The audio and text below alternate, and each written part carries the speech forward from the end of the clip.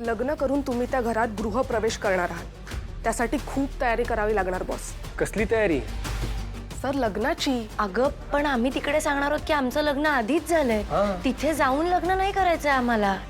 Boss लग्नात फक्त तेवढीच तयारी नसते. हे जे नातेवाईक असतात ना ते खूप प्रश्न विचारतात, खूप चौकशा असतात त्यांना.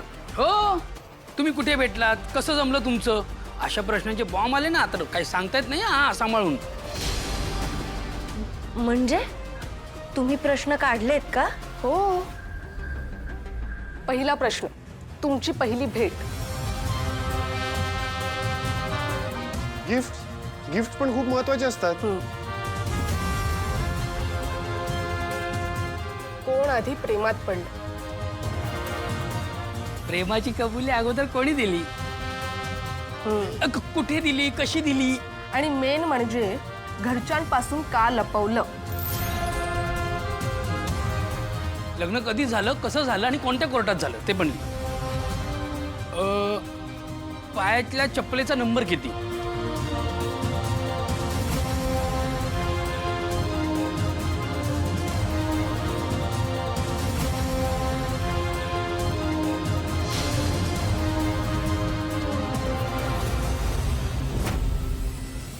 ठाणे कोर्टात.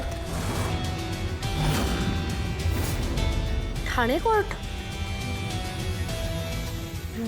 मी सांगते तुला, हा सगळा त्यांचा प्लॅन आहे. हे दोघं मिळून आता आपल्याला डबल क्रॉस करतात. हे काय बोलायचंय ना ते सगळं ठरवून आले, प्लॅनिंग करून आले. बघ, ऐक. हे सगळे प्रश्न जे त्यांना विचारले जातात ते बोर्डाच्या पेपर मधले आहेत ना, जे लीक झाले आणि त्यांच्यापर्यंत पोहोचले. किंवा मला असं वाटतं की तू ना काल रात्री त्यांच्या स्वप्नात गेली असशील आणि स्वप्नातच त्यांना तुझी सगळी प्रश्न सांगितली असतील, हा ना, त्यामुळे त्यांना हे सगळे उत्तर द्यायला जमतात. नाही नाही नाही नाही नाही नाही, ते ना तुझ्यासारखे अंडर कव्हर रॉ एजंट असतील कदाचित, त्यामुळे ते एवढे हुशार आहेत. जाऊ दे, तू पुढचं ऐक. काय ग, त्या केदारकडे तुला देण्यासारखं काय होतं? नाही म्हणजे तो या घरचा मुलगा आहे हेही तुला माहित नव्हतं. अशी कशी त्याच्या प्रेमाच्या जाळ्यात अडकलीस का? जाळ्यात नाही, पिंजऱ्यात अडकले. म्हणजे माझं मन अडकलं. अगं पण त्याने तुला असं काय गिफ्ट दिलं? त्याने ना काकू मला उंदराचा पिंजरा दिला होता. यक्स. But why?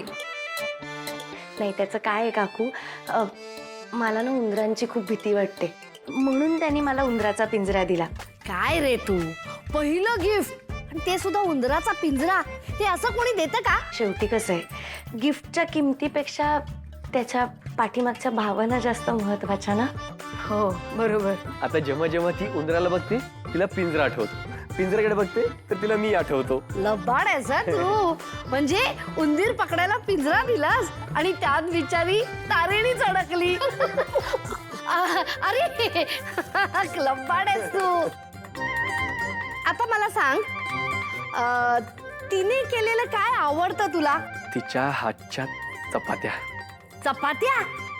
पोळ्या पोळ्या येतात त्याला, पण गोल नाही येत. हे आन्सर पण परफेक्ट मॅच होतंय. तिच्या शाळेचं नाव? मराठी शाळा क्रमांक 1. केदारचा आवडता रंग कुठला? लाल. तिची जन्मतारीख? 6 ऑगस्ट. केदारच्या चपलेचा नंबर काय आहे? 10 नंबर. आणि पहिला किस? डॅम, आय वॉन्ट नो दिस. ए ईशा, काय तुझं? ये हमला अचानक से हुआ है. आता बघ, ऐक ऐक, त्यांनी कसा पॉज घेतलाय. आय नो, ह्याचं उत्तर ते देऊच शकणार नाहीत. का तू जातेस त्यांच्या रूम मध्ये हे सगळं बघायला? युवी कम ऑन, त्यांचं लग्नच नाही झालं तर किस कसं करणार? आता एवढं सगळं सांगितलंस, एवढंच शेवटचं उत्तर द्यायला किती लाजतोयस केदार? सांग. काकू तुम्ही नसं बोलण्यामध्ये गुंतवता आणि सगळंच माझ्याकडनं काढून घेता. मग मी लाडकी काकू आहे ना तुझी, मग मला नाही सांगणार तर कोणाला सांगणार? हो पण माझी लाडकी बायको मला मारेल ना. चालतं रे, सांग सांग. काकू तुम्ही का माझा इंटरव्ह्यू घेताय का? हो. नाही रे, तू म्हणजे ना, सांग ना. मग मला सांगा, काकांचं शाळेचं नाव काय? काकाची जन्मतारीख? काकांचा फेवरेट कलर काय आहे? अरे काकांच्या चपलीचा साईज काय आहे? केदार तू ना बोलण्या बोलण्यात सगळं काढून घेतोस माझ्याकडून. तुम्ही पण सगळं काढून घेता माझ्याकडून. मी तुझी लाडकी काकू आहे ना, मला आता ना खूप काम आहे. मी नंतर येऊन सगळ्या प्रश्नांची उत्तरं देते. हा अहो, काकू लाडका आहेस ना तू माझा. तुम्ही पण माझ्या लाडक्या आहेत, म्हणून आले, तुम्हाला आले. विचारतोय. काकू ऐका तरी. चहा नाही नाही नको, मी नंतर घेते.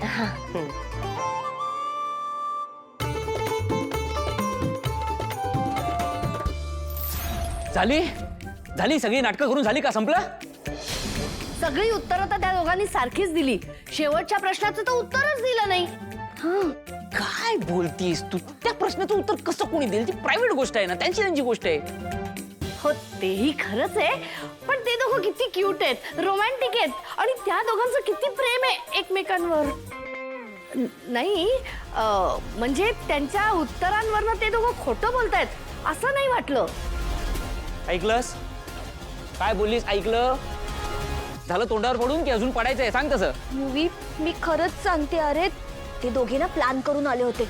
माझा अजूनही विश्वास नाही बसत आहे त्यांच्यावर. नाही हिचा काही प्रॉब्लेम नाही. काय झालं, लहानपणी नाही डोक्यावर पडली, मेंदूला लागला मार, तेव्हापासून ही चालते, मेंदू चालत नाही हिचा. नाही युवी, असं काहीच नाही झालंय. युवी ऐक ना, अरे मी जे सांगते ते खरं आहे. मी स्वतःच्या कानांनी ऐकलंय. तुम्ही विश्वास का नाही ठेवतात कोणी माझ्यावर? युवी, माझ्याकडे एक प्लॅन आहे. प्लॅन आहे? प्लॅन शब्द तोंडातनं काढायचा नाही. शांत बस, ऐक ना. गप्प बस. छोटासा प्लॅन नाही, आहे. कुठला नाही. झालं तेवढं बस झालं. गप्प. मला ना घरात अजिबात वादविवाद नकोय. हे बघ निशिता, आपल्याकडे कुठलाही पुरावा नसताना आपण त्यांच्यावर कुठलाही आरोप करू शकत नाही. आणि हे असं केलं तर आपल्यावरच सगळं उलटेल. तेव्हा आपल्याकडे ठोस पुरावा असेपर्यंत तू काहीही करणार नाहीयेस. कळलं तुला? ऐक ना, आवाज बंद. ऐक ना, एकदा ऐक ना. युवी, युवी, ईशा ऐक ना.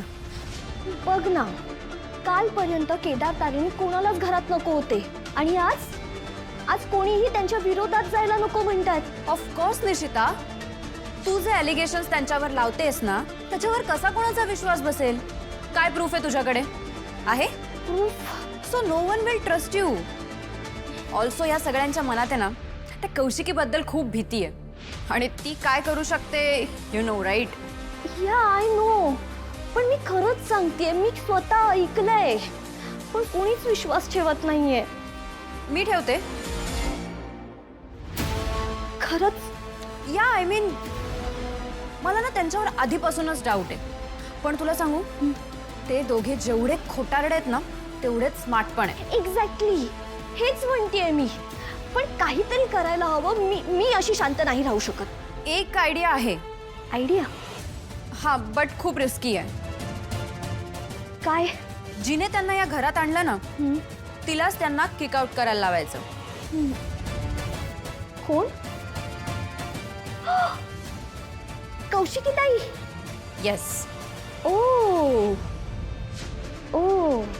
Okay, nice, smart.